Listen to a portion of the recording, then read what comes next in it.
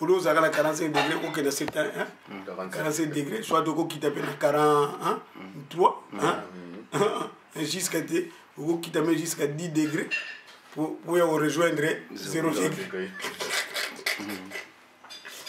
Vous comprenez? Très bien. Bon, maintenant, à Wande, na mando ndenge expliquer kango.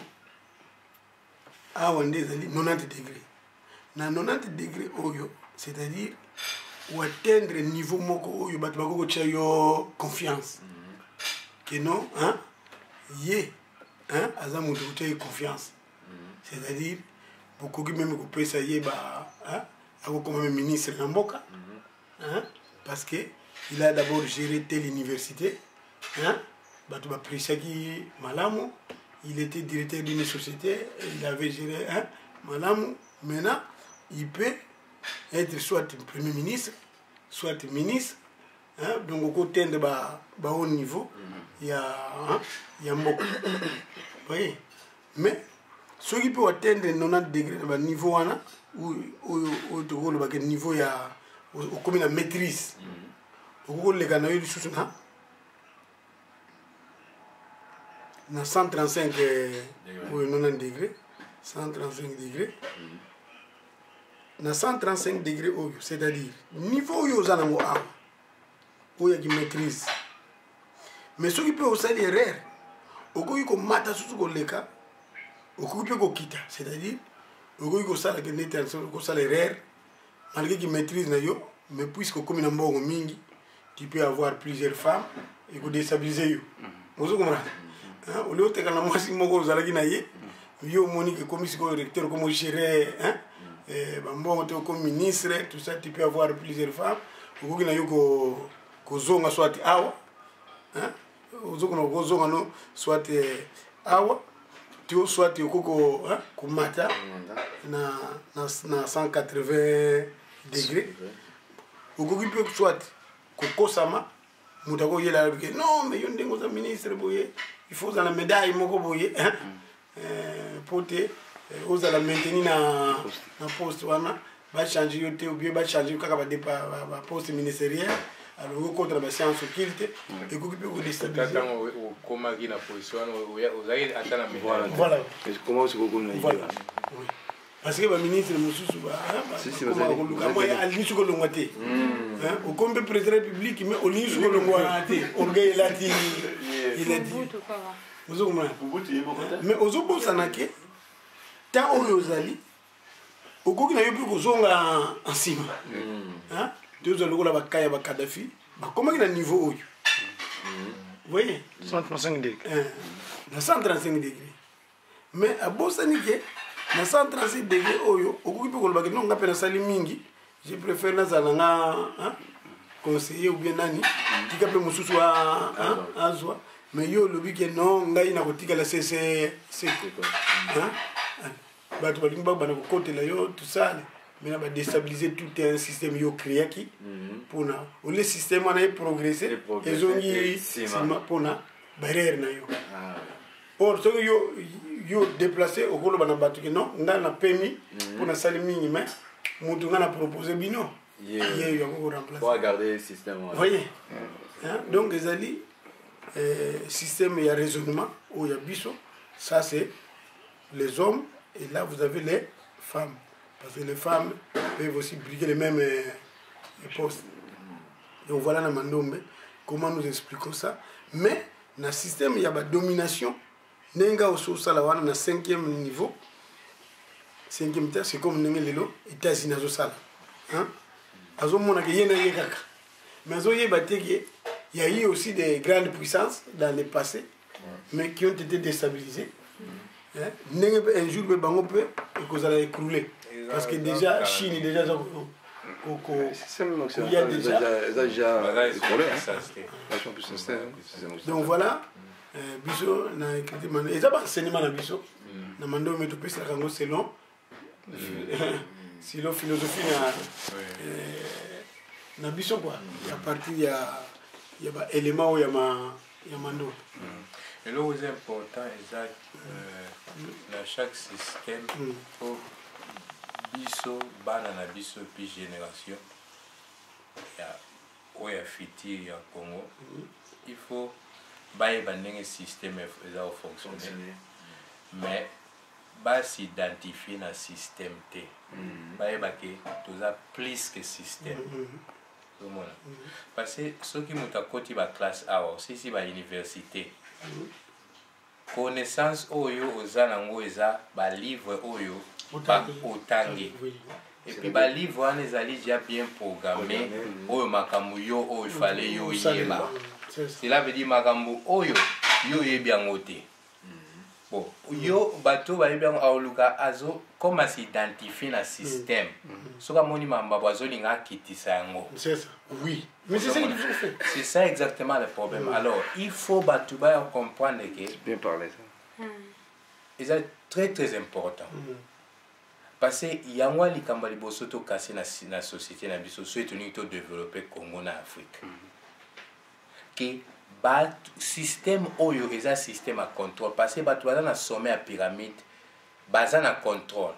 Bango ba livre ndenge mwana okota classe boy ndenge osala boy jamais bako classe ezali comme un homme spirituel neti yo neti ngai neti boy jamais parce que oko tu ne passes pas dans le système où ils ont programmé. Oyeba o bango ba yebi o bango bazolinga mass ayebate. Ozomona. Yango no mona ba distraction belé yango no mona pour bazolinga mass azana contact direct. Voilà.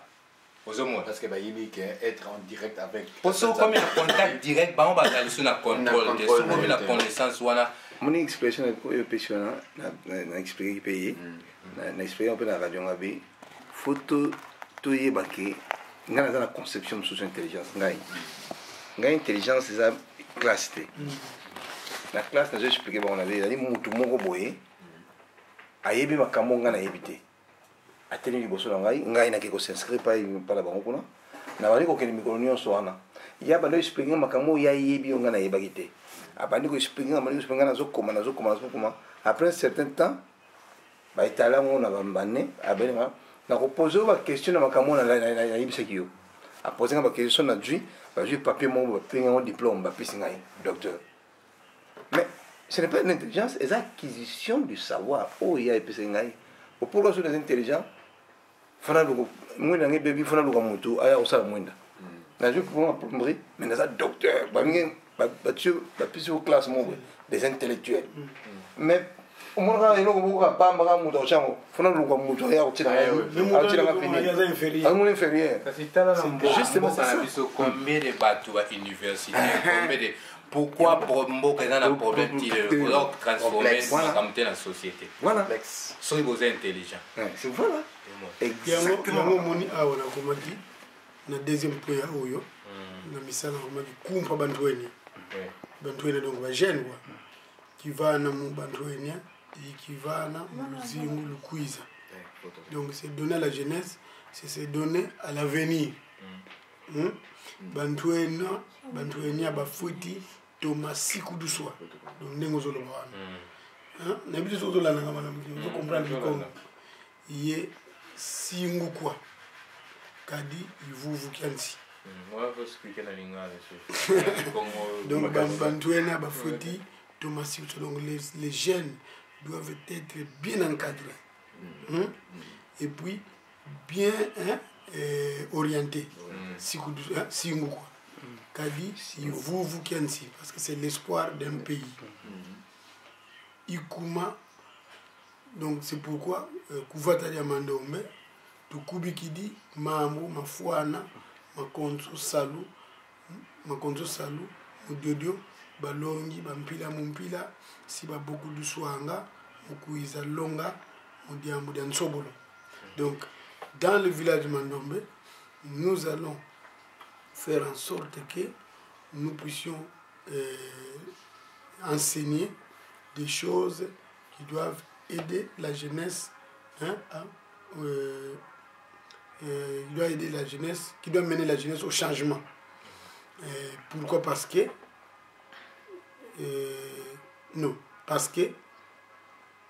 dans le sens que beaucoup d'enseignants seront invités pour venir encadrer ces jeunes pour les changements.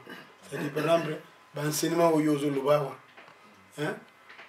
tant que makambo eko salama, tu koko yamba yo, c'est-à-dire, uleki na tableau, na nani batu bavandi, bazo landa papa ngusu, aza expliquer, ba makambo nyonso yo.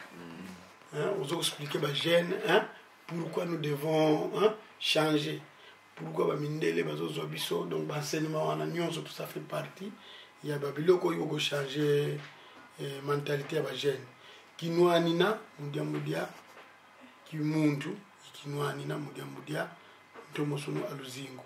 Donc se battre pour une bonne conscience, se battre pour le changement de la société.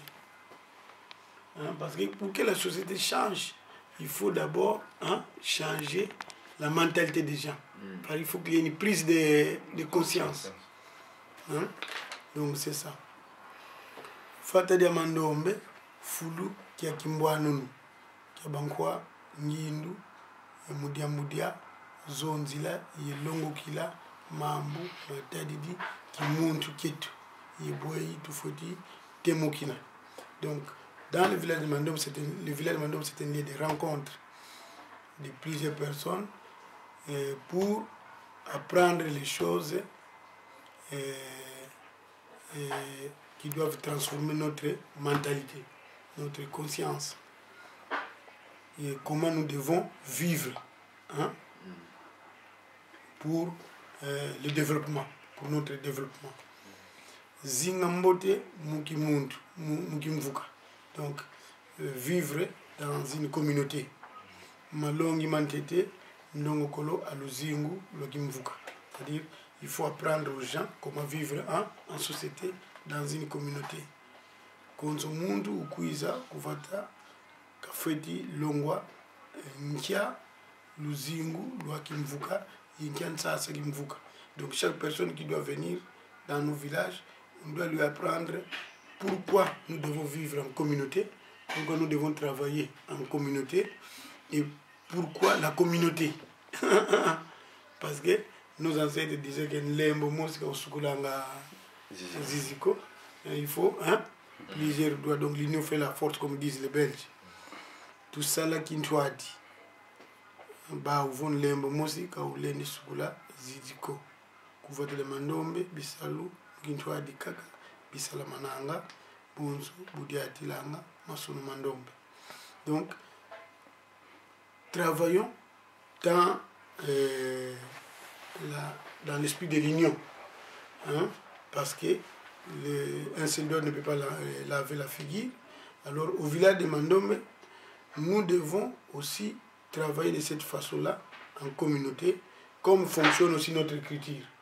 Parce que l'écriture Mandombe fonctionne par, comme je disais ici, vous avez par exemple le premier groupe, vous savez ce que nous appelons Da. C'est ça, non? Dabagafa. Dabagafa. Ga. Puis vous avez Ba. Vous avez. C'est ça, non? Fa. Alors, quand vous allez passer ici, au deuxième temps, ça va devenir Ma. Là, ça va devenir Ka. Et là, ça va devenir Pa. Et là, ça va La. Alors, le troisième temps, donc ainsi de suite. Donc ça c'est le deuxième groupe, le premier groupe. Donc l'esprit de rotation, l'esprit de la symétrie, et puis la rotation. Donc un circuit. Mais après ce circuit, vous pouvez passer au deuxième circuit, et ainsi de suite.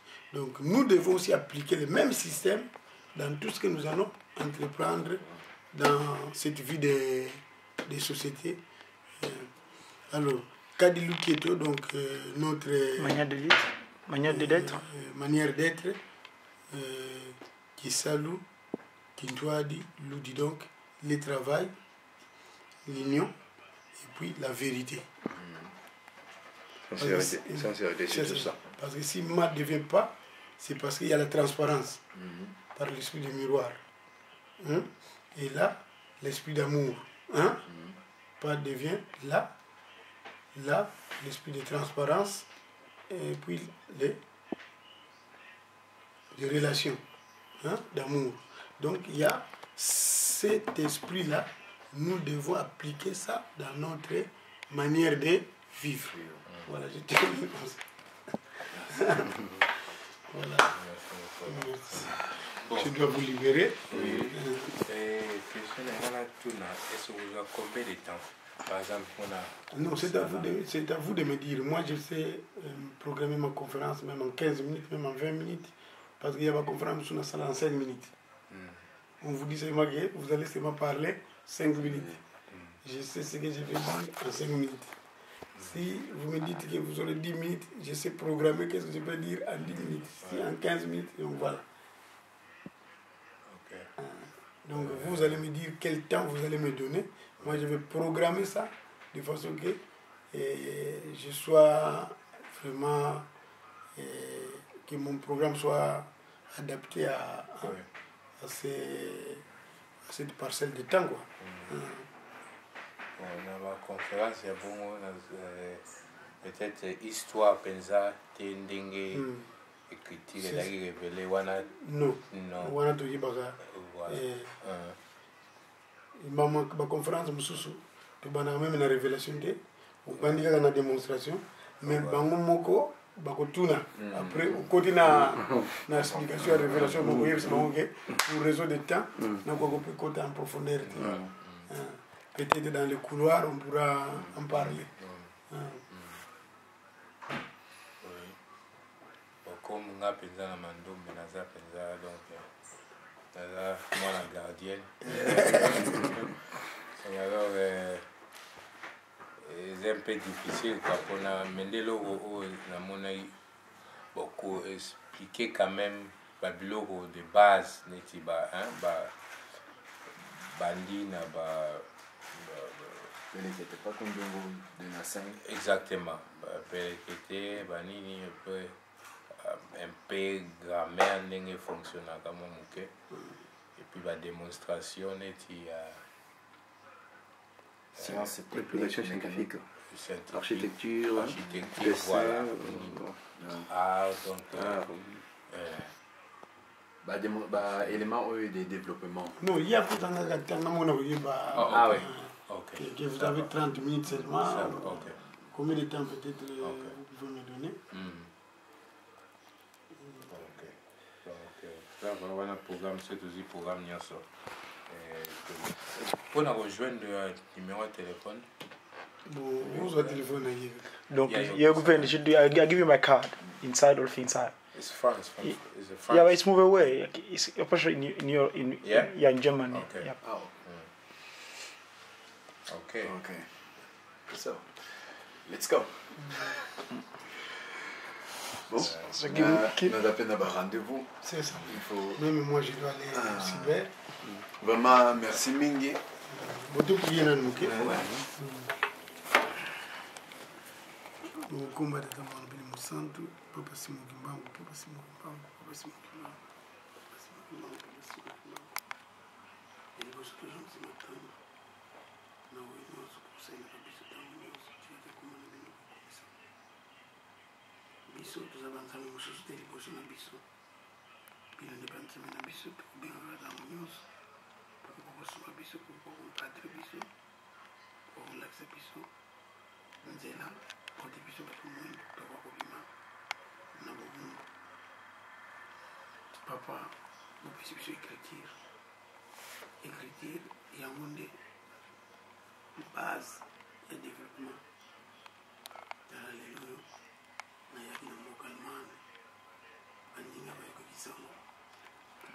conférence pour ça. Il y a partir de la conférence de Koudana et la Bango. Va se faire la Guinée. Il va proposer Biso pour que nous participions à la conférence au Salaman à Berlin. Les lois, Bango pour tout musique. Atina, Yagoya Kosuanangai, pour trouver compromis pour Bazala. Rassurer dans la conférence. Biso papa, Ningue, de Koluba, tous les aveugles. C'est tout comme on a raté.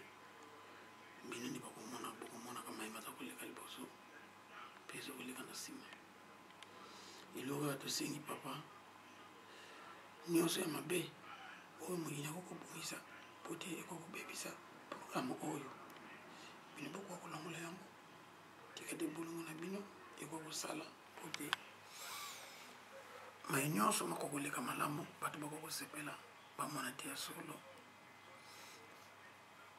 espoir ezali pamba te écriture na ekolo africaine okopesi biso ezali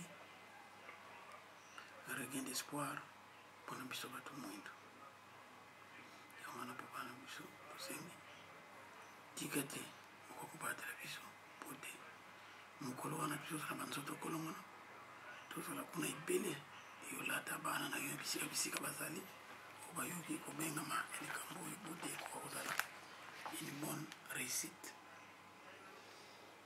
pesa biso banzoto kolongono mpe lata baorganisateur po te bakoa makasi po bazala affaiblité na bato bakonfutaka biso po te makambo na biso bato moindo ekoka kozala toujours ekoka koéchoué kasi ndenge na biso ezali ekokomisela biso bauti mosika okomisi bango malamu papa tozongisi matonda ndenge bakozonga tozongisa bango na banzela bakokendeleka liboso ya nsima kobatela bango kime na yo tosengi na banzoka na biso na milimo na biso na bisika bana na nyonso bazali na komba tata mampeli mosantu amen kambuta mpusu merci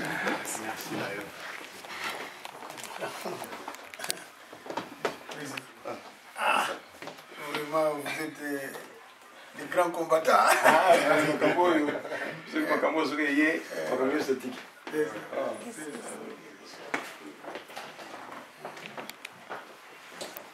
Maman, yo banega au bon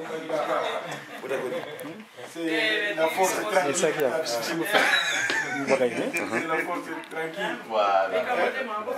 C'est ça. Papa Freddy, c'est la force tranquille. Vraiment. Vraiment, c'est plaisir. C'est ça. Tout ça, vraiment, tout ça, là, tout. Bon? Voilà. Maman. Ok, bien. Ça coche un bout de la Belgique. Ça coche un